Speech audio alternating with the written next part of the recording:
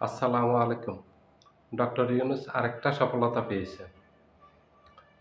সেটা হলো গত জুলাইয়ে আন্দোলনের সময় যারা প্রবাসী ভাই ছিলেন আরব আমিরাতে, ওনারা সেখানে যে আন্দোলন করছিলেন, সেখানে তো রাজতান্ত্রিক দেশ।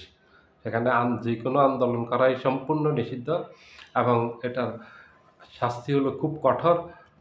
এটা যাবজ্জীবন হয় এবং বিভিন্ন মেয়াদে সাজা দেয়া হয়। যে প্রবাসী ভাইরা তখন জুলাই আন্দোলনের সমর্থনে সেখানে আন্দোলন করছেন, তাদের সবাইকে শাস্তি দিয়েছে আরব আমিরাত সরকার।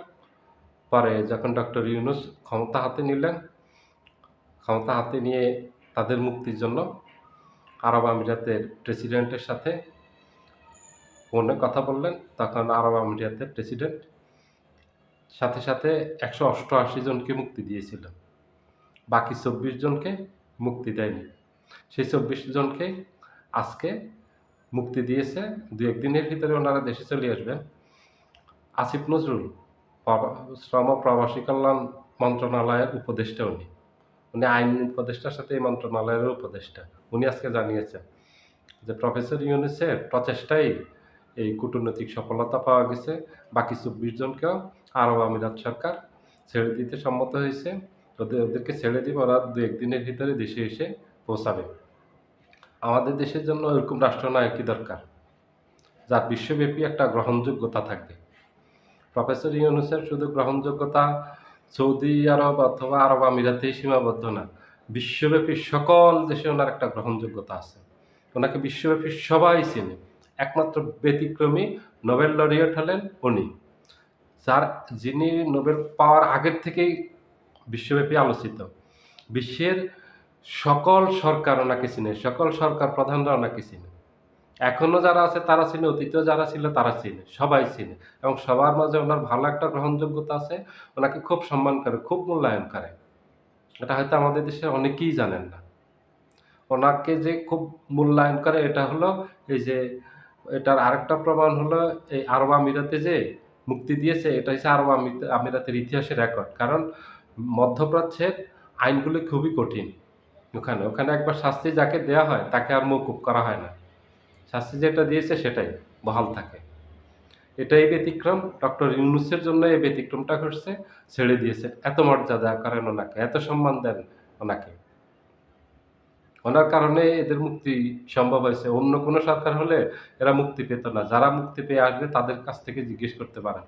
অথবা যারা সৌদি আরবে আছে, মিডল ইস্টে আছে তাদেরকে জিজ্ঞেস করতে পারেন ওখানের আইন সম্পর্কে, ওখানের সরকার সম্পর্কে। ওখানে একবার কাউকে যদি জেল দেয়, সেই জেল জরিমানা সেটা সম্পূর্ণ না হওয়া পর্যন্ত কাউকে আর ছেড়ে দেওয়া হয় না। তার মেয়াদ পূর্ণ হওয়ার পর ছেড়ে দিবে। এটা ব্যতিক্রম ঘটছে। এটা প্রফেসর ইউনূসের কারণে, ওনার সম্মানে এটা করছে।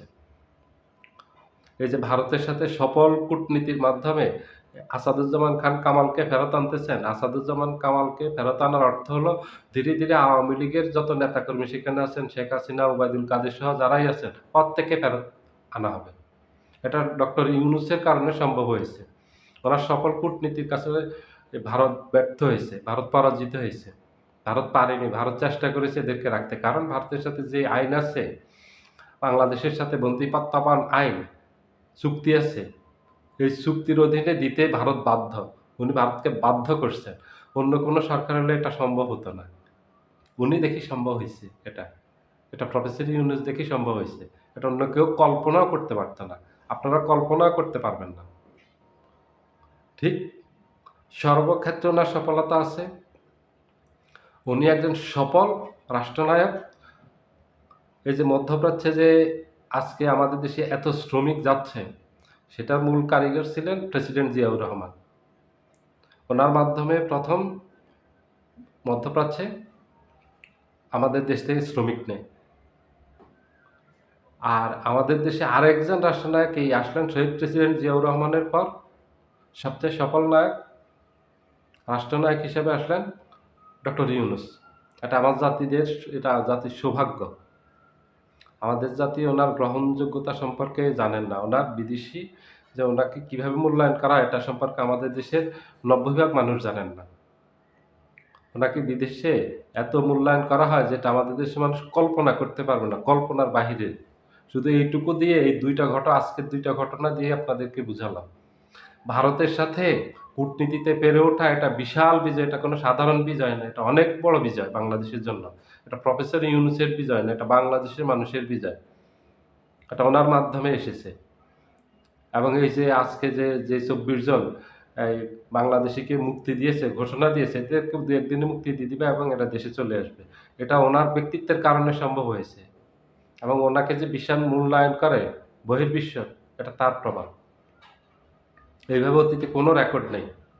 কোনো দেশকে এইভাবে ভারতকে চেপে ধরা সম্ভব হইছে, এটা আমাদের দেশের কোনো রেকর্ড নেই। কূটনীতিতে ভারত বাংলাদেশের কাছে পরাজিত হইছে, এটা ১ম। এবং এই যে আরব আমিরাতের এই ঘটনা, এটাও ১ম। আরব আমিরাতের ইতিহাসেও ওই ঘটনা ১ম। যে কাউকে শাস্তি দেওয়ার পর এতগুলো মানুষকে শাস্তি দেওয়ার পর তাদেরকে আবার মুক্তি দেওয়া হয়েছে।